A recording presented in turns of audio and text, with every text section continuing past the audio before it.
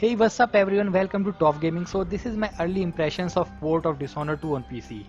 So I am running this game on GTX 970 coupled with i7 4790K and 16 gigs of RAM.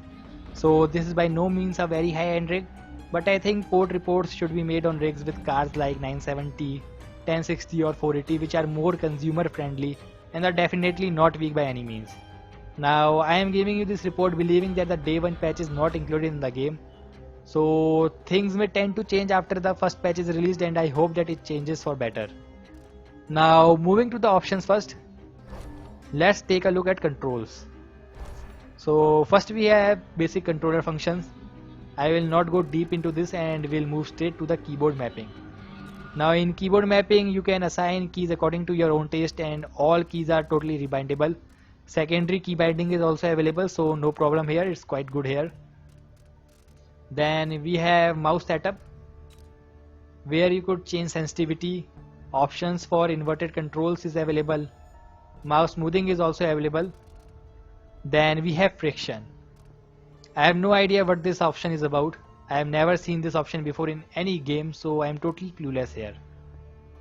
After that I will advise you to increase the sensitivity because default one is quite low.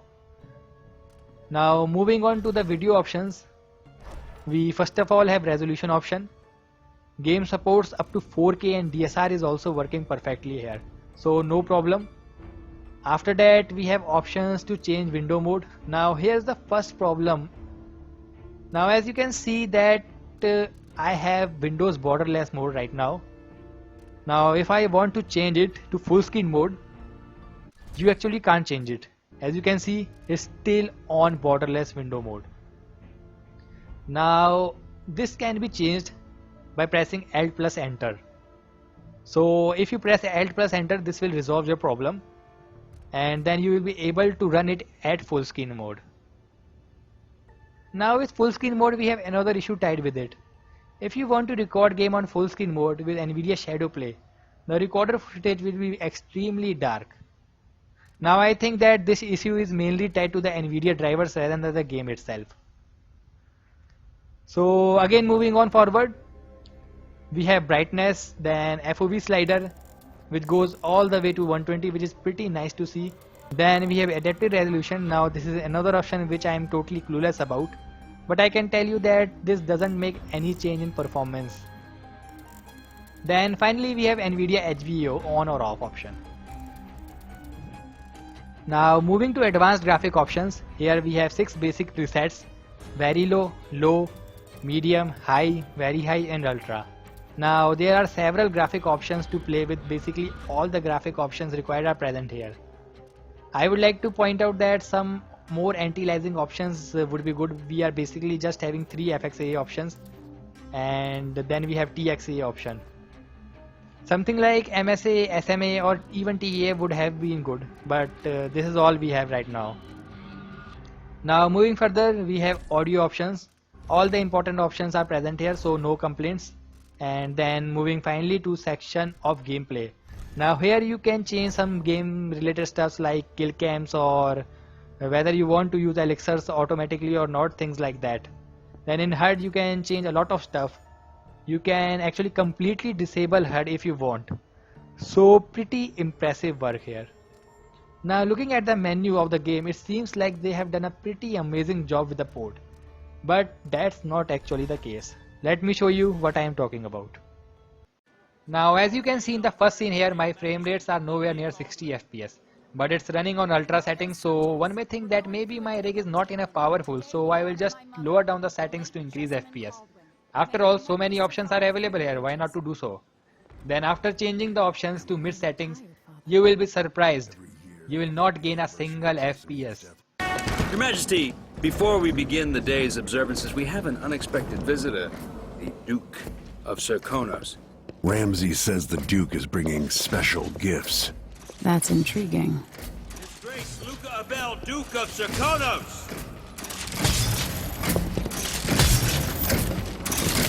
Mechanical soldiers? Amazing. What is this, Ramsey? I didn't authorize those things. Your Majesty, before we begin the day's observances, we have an unexpected visitor, the Duke of Serkonos.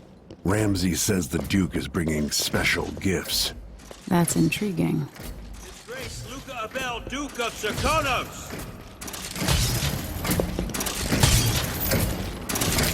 Mechanical soldiers? Amazing. What is this, Ramsey? I didn't authorize those things.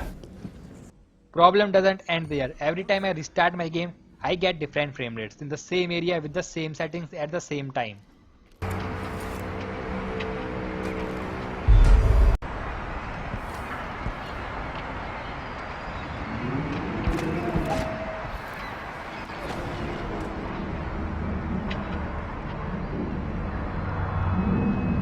There is some serious stuttering in the game. Frame rate is anywhere from 20 FPS to 120 FPS. Looking at the blood in this game will make your eyes bleed because of the low frame rate. Finally, don't turn on your anti-aliasing. It will make your game look like shit. I have heard that higher end cars like GTX 1070 and 1080 are having good performance. So if you have any of those cars, I just have to say, well played. For others, I will recommend to hold your buy. I would also like to point out that this game is very VRAM intensive. At medium settings, I am reaching almost 3.5 gigs of VRAM, so 970 users, be aware of it.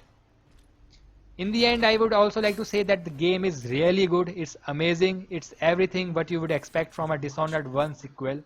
With that, I will end the video right here. If you like the video, please give us a thumbs up and don't forget to subscribe. Thank you.